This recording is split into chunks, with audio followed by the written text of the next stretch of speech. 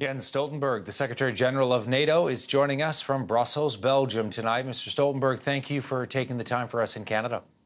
Thank you so much for having me on. Let me start with Canada specifically. We are extending our training mission to help the Ukrainian military by another 3 years. As you know, Canada also committing about 60 more troops. That could be increased upwards of 200. But when you look at what the United States, other countries like the UK, even Denmark are doing, that seems relatively small by comparison. Do you think Canada needs to do more? Canada is one of the lead countries in NATO when it comes to providing support to Ukraine, and you have been that over a long period of time, over many years, with trainers, with economic support, with also equipment, and all of that is something I and NATO allies welcome very much. And the fact that also Prime Minister Trudeau announced that you will extend and step up is something that is very much welcomed. And Canada, in addition to that, also have troops in the eastern part of the alliance, leading one of the battle groups in the Baltic countries. In Latvia, I was actually there recently with the Foreign Minister Joly, met the Canadian troops, and it's extremely impressive to see their dedication, their commitment, being Canadian troops far away in Latvia and Europe, helping to strengthen NATO's collective defense. But would you like us to do more, though? Could we do more here? First of all, I would like to thank you for what you're doing and the fact also that you're stepping up. And there are not many other countries at the equal level of efforts doing as much as Canada. Yes, of course, the United States and United Kingdom, they maybe they're also doing a lot, but of course they are also bigger nations. So Canada really provides significant support. And I think also the fact that you are extending in time, but also stepping up the efforts of the training mission, and actually also inviting other allies to join that is really making a huge difference for Ukraine. The Ukrainian armed forces are much better trained, much better equipped, much better prepared for a Russian invasion, Russian incursion today than they were back in 2014 when Russia went in and annexed part of Ukraine, Crimea, and took control over eastern Ukraine, Donbass. We spoke to a former Ukrainian ambassador to Canada who said what they need right now are lethal weapons. They need Canada and other NATO countries to send them military hardware to defend themselves against a possible Russian invasion. Some NATO countries doing that. Should Canada do that as well? Well, different allies have different positions on that. What Canada does makes a huge difference already. Second, some allies provide also defensive weapons like anti-tank systems, air defense, and so on. But it is, at the end of the day, a national decision, and several allies are now providing different types of equipment, and Canada provide trainers and economic support. We know that NATO countries are not going to send in their own troops to defend Ukraine in the event of an invasion. But if that invasion happens, what will transpire? We will impose severe sanctions. There will be a high price to pay for Russia, economic, diplomatic, financial sanctions that is agreed among NATO allies, European Union, United States, Canada. Second, the Ukrainian army will actually be able to defend themselves and defend Ukraine in a totally different way than they were in 2014. And Ukraine has, of course, the right to self-defense. This is enshrined in the UN Charter, and therefore we are helping them in different ways to uphold that right to self-defense.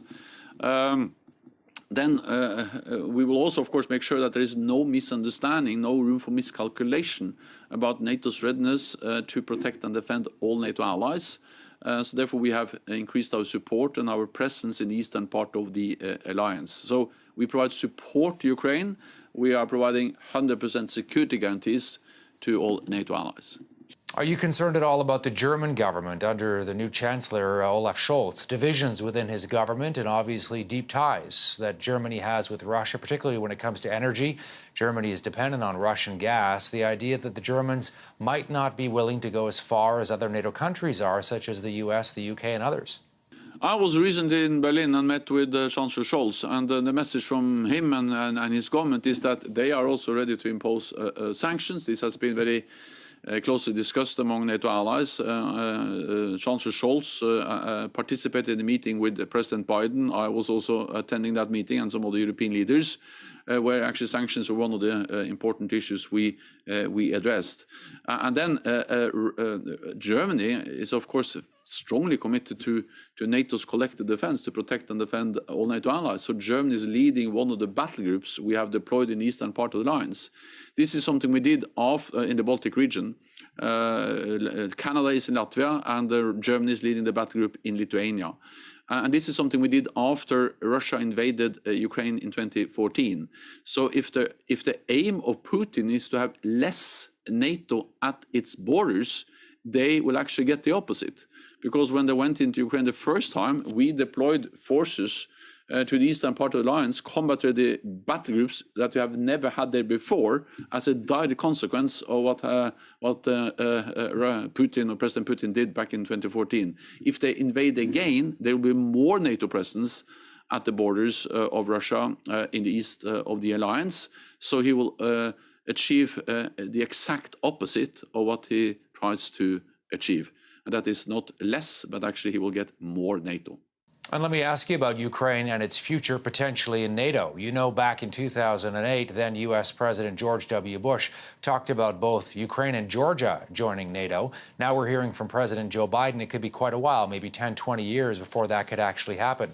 We know the Russians do not want Ukraine to ever join NATO. I wonder whether you think there might be some sort of understanding here in which the Russians are perhaps not given a written guarantee, but there's a mutual understanding. It just doesn't make sense for NATO to admit Ukraine anytime soon.